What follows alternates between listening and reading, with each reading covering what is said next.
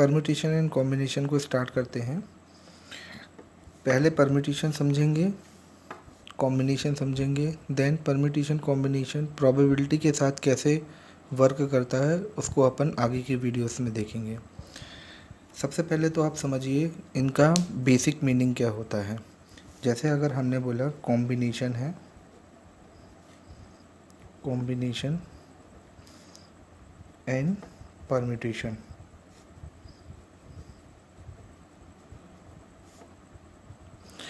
Permutation का basic meaning होता है बिल्कुल कि arrangement, number of ways of arrangement, और कॉम्बिनेशन का मतलब होता है सिलेक्शन। ठीक है, इसको हम सिलेक्शन लेके चलेंगे, इसको हम अरेंजमेंट। कैसे अरेंजमेंट और कैसा सिलेक्शन, एक ही एग्जांपल से हम दोनों को अलग अलग समझने की कोशिश करते हैं। मान लीजिए आपके पास रेड, ब्लू, ग्रीन, येलो, ये 4 टाइप का बॉल है ना। अगर हमने आपसे बोला कि आपको कोई 2 बॉल सेलेक्ट करनी है तो आप क्या कर सकते हैं। इधर पे हम कॉम्बिनेशन को देखते हैं और यहाँ हम देखते हैं परम्यूटेशन को। इसी एग्जांपल में कि रेड, ब्लू, ग्रीन और येलो बॉल्स में से आपको कोई 2 बॉल सेलेक्ट करनी है, 2 बॉल सेलेक्ट करनी है। ठीक है, तो उसका कॉम्बिनेशन क्या होगा। कॉम्बिनेशन क्या होगा, हो सकता है कि पहले आदमी ने रेड एंड येलो सेलेक्ट किया। ठीक है, ये भी हो सकता है रेड और ब्लू, रेड और ग्रीन, है ना। इस तरीके से कॉम्बिनेशन हमारे बन सकते हैं। एक ये भी बन सकता है yellow and red, blue and red, green and red. But combination हमारा हमेशा क्या बोलता है, सिलेक्शन करने को बोलता है। ठीक है, तो कॉम्बिनेशन का बेसिक मीनिंग होता है कि हमें केवल 2 बॉल को सिलेक्ट करना है। ठीक है, तो अगर आप बोलें कि हाँ हमने रेड और येलो को सिलेक्ट किया है और अगर अगली बार बोले येलो और रेड को सिलेक्ट किया है, तो क्या ये दोनों एक ही चीज़ नहीं होगी। हाँ, ये दोनों एक ही चीज़ होगी। इसलिए कॉम्बिनेशन में केवल क्या होता है, डिस्टिंक्ट रिजल्ट निकलते हैं। इस लेटर को याद रखना, डिस्टिंक्ट मतलब अलग अलग ही हमको आंसर निकलेगा। रिपीटेशन इसमें नहीं होता है ऑटोमेटिकली कॉम्बिनेशन में। जैसे मान लीजिए कि आप है ना चॉकलेट की दुकान पे गए हैं, है ना, वहाँ से आपके पास बहुत सारी चॉकलेट रखी है, जैसे मेलोडी रखी है ना, मान लेते हैं, और कच्चा आम रखी है, और एक और डेयरी मिल्क समझ लेते हैं। ठीक है, अब दुकानदार ने बोला कि आप 2 चॉकलेट चूज़ कर लो, तो आपने क्या किया, मेलोडी और डेयरी मिल्क को सिलेक्ट कर लिया। ठीक है, एक सिलेक्शन ये हो गया। अब उसने बोला एक और बात सिलेक्ट कर लो, तो आपने क्या किया, डेयरी मिल्क और मेलोडी को सिलेक्ट कर लिया। तो बात तो बराबर ही हुई ना, कि आपने उसका सीक्वेंस भले चेंज कर लिया हो, पहले आपने मेलोडी किया फिर डेयरी मिल्क किया, सेकंड टाइम आपने डेयरी मिल्क किया फिर मेलोडी किया, सीक्वेंस भले चेंज कर लिया हो लेकिन सिलेक्शन क्या हुआ है, सिलेक्शन सेम हुआ है। इसलिए कॉम्बिनेशन में क्या होता है, डिस्टिंक्ट रिजल्ट को निकालते हैं। परम्यूटेशन इसी जगह पे क्या बोलता है, अरेंजमेंट को बोलता है। ठीक है, जैसे अगर हमने इस क्वेश्चन में बोलते कि रेड, ब्लू, ग्रीन और येलो में से 2 बॉल को सिलेक्ट करना है हमको, तो हम क्या बोल सकते, सिलेक्शन क्या क्या बन सकते थे, red blue, red green, red yellow. Next अगर हम इसको अपोजिटली लें, blue red, green red, yellow red, तो परम्यूटेशन हमें क्या दिखा रहा है, वे ऑफ सिलेक्शन दिखा रहा है ना। मतलब रेड के बाद हमने किसको सिलेक्ट किया, ब्लू को सिलेक्ट किया, तो ये एक अलग तरीके का अरेंजमेंट है। और फिर ब्लू के बाद रेड को हमने सेलेक्ट किया या अरेंज किया, तो ये एक अलग तरीके का अरेंजमेंट है। तो इस तरीके से आप समझ गए होंगे कि कॉम्बिनेशन और परम्यूटेशन का बेसिक मीनिंग क्या होता है। यहाँ पे ये दोनों चीज़ क्या होंगी, राइट होंगी, क्योंकि इसमें सीक्वेंस अलग अलग आ रहा है। आपका रेड आ रहा है देन ब्लू आ रहा है, यहाँ ब्लू आ रहा है देन रेड आ रहा है। अब परम्यूटेशन हमारा दो टाइप का होता है। फर्स्ट होता है लीनियर, सेकंड होता है सर्कुलर। जैसे मान लीजिए रेड ब्लू ग्रीन येलो, ठीक है। इसका अगर हमने बोला कि 3 बॉल सेलेक्ट करने का अरेंजमेंट बताइए, तो लीनियर में बताना है तो हम कैसे देखेंगे, रेड ले लिया, येलो ले लिया और ब्लू ले लिया, तो इसमें क्या हो रहा है, ये लीनियर हो रहा है। और सर्कुलर क्या होगा, सर्कुलर हम एक सर्कल के फेस में हम ले लेते हैं। मान लीजिए रेड लिया, येलो लिया एंड ब्लू लिया, एंड अगेन किस पे आ गए, हम रेड पे आ गए। तो इसको और आगे हम सर्कुलर परम्यूटेशन को बाद में देखेंगे। टाइप आपको पता होना चाहिए, लीनियर और सर्कुलर परम्यूटेशन।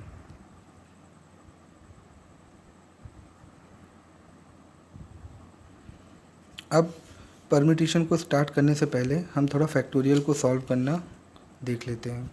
जैसे मान लीजिए हमें अगर फैक्टोरियल n बोला गया है, तो ये ओपन कैसे होता है, आप सभी ने 11th में तो इसको पढ़ा ही होगा। n बाहर आएगा तो अंदर क्या बचेगा, n-1। नेक्स्ट स्टेप में अगर हम n-1 को भी बाहर निकालते हैं तो ये क्या बचेगा, n-1 मतलब n-1 n-2, ठीक है। जैसे मान लीजिए अगर हमने बोला फैक्टोरियल 6, तो इसको ओपन कैसे करेंगे, 6 को बाहर निकाला तो 6 - 1 6 फैक्टोरियल 5, ठीक है। फिर हमने 5 को बाहर निकाला तो अंदर क्या बचा, 5 - 1 4। इस तरीके से ये कहाँ तक जाएगा, 6 × 5 × 4 × 3 × 2 × 1 तक जाता है।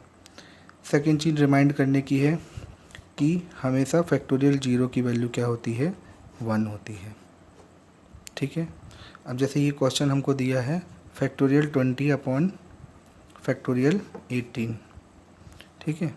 तो ये मत करने लगना कि 20 19 18 17, ठीक है। ये काम नहीं करना है, हमको देखना है कहाँ से कहाँ फैक्टोरियल हम काट सकते हैं। तो अगर हमें दिया फैक्टोरियल 20 अपॉन 18, तो हम इस 20 को, जो बड़ा फैक्टोरियल है, उसको छोटा वाले फैक्टोरियल तक लाने की कोशिश करिए। 20 × 19 × फैक्टोरियल 18 अपॉन में क्या चल रहा है, फैक्टोरियल 18, ये कट जाएगा, बाकी का हमारा क्या बचेगा, 20 × 19, ठीक है।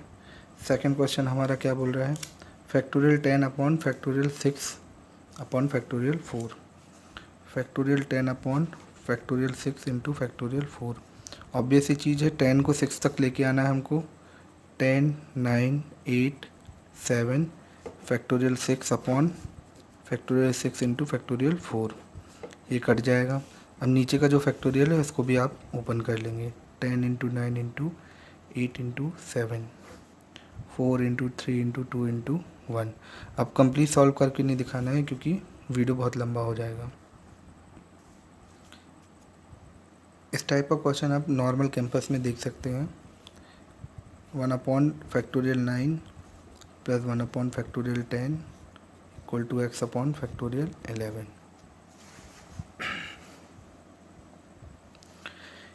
यहाँ क्या करना है, हमको कोई एक फैक्टोरियल कॉमन में लेना होगा। तो सबसे छोटे फैक्टोरियल को ही कॉमन में लेने की कोशिश करते हैं हम। 1 अपॉन फैक्टोरियल 9, इसको ऐसे ही लिखे रहने दो। 10 बाहर निकाला, बचा अंदर फैक्टोरियल 9, x अपॉन 11 × 10, अंदर क्या बचा, फैक्टोरियल 9। फैक्टोरियल 9 कॉमन होके कट जाएगा, तो 1 अपॉन फैक्टोरियल 9 कॉमन आया, यहाँ बचा 1 plus 1 upon 10 equal to x upon 110 11 × 10 factorial 9। या इसको ऐसे भी लिख सकते हैं कि 1 अपॉन 9 इंटू में, ये पूरा कट जाएगा। 1 plus 1 upon 10 plus equal to x upon 110। इसको सॉल्व करके आप x की वैल्यू निकाल सकते हैं। देखिए बाद में आपको कन्फ्यूज़न ये चीज़ और क्रिएट होती है कि अगर हमको कहीं दिया है factorial 2 + 3 equal two factorial 2 + factorial 3, ये चीज़ कभी नहीं होती है ना। क्यों नहीं होती है, क्योंकि फैक्टोरियल 2 + 3 क्या हो जाता है फैक्टोरियल 5। या कभी आपको ऐसा दिया हो कि फैक्टोरियल 6 + फैक्टोरियल 8, तो इसको ऐसे सॉल्व मत कर दीजिएगा, फैक्टोरियल 14, है ना। क्यों, उसको हम देखते हैं। क्योंकि अगर आपने इसको प्लस करके फैक्टोरियल 14 कर दिया like this in question, factorial 2 + factorial 3, तो ये क्या हो गया फैक्टोरियल 5। अब फैक्टोरियल 5 क्या खुलेगा 5 × 4 × 3 × 2 × 1, ठीक है। और फैक्टोरियल 2 + फैक्टोरियल 3 की वैल्यू क्या होगी, फैक्टोरियल 2 खुलेगा 2 × 1 + 3 × 2 × 1। ऑब्वियसली आपको दिख ही रहा होगा 2 + 6 कितना हो रहा है 8, और ये फैक्टोरियल 5 के आसपास भी नहीं है ना, तो ये कभी नहीं होता है। दो फैक्टोरियल को आप डायरेक्ट ऐड नहीं कर सकते। फैक्टोरियल 8 + फैक्टोरियल 6 दिया है तो आप फैक्टोरियल 14 कभी नहीं कर सकते इस चीज़ को। सेकंड हमें क्या क्या दिया हुआ, अगर फैक्टोरियल 2 × फैक्टोरियल 3 दिया हुआ है तो इसको डायरेक्ट फैक्टोरियल 6 भी नहीं कर सकते हैं।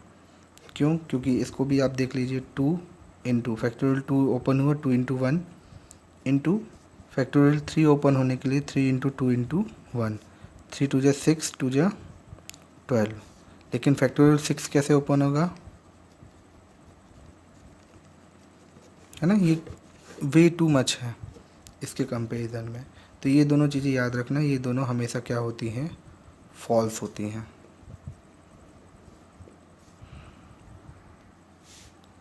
एक फार्मूला आपने पढ़ा होगा NPR, है ना, परम्यूटेशन के लिए हम P का यूज़ करते हैं, ठीक है। N क्या होता है, टोटल नंबर में से कितना का अरेंजमेंट करना है या दिए हुए स्पेस, इसको अपन डिटेल में देखेंगे, बट NPR को सॉल्व करना देख लेते हैं। अगर आपको आता बहुत अच्छी बात, नहीं आता देख लीजिए।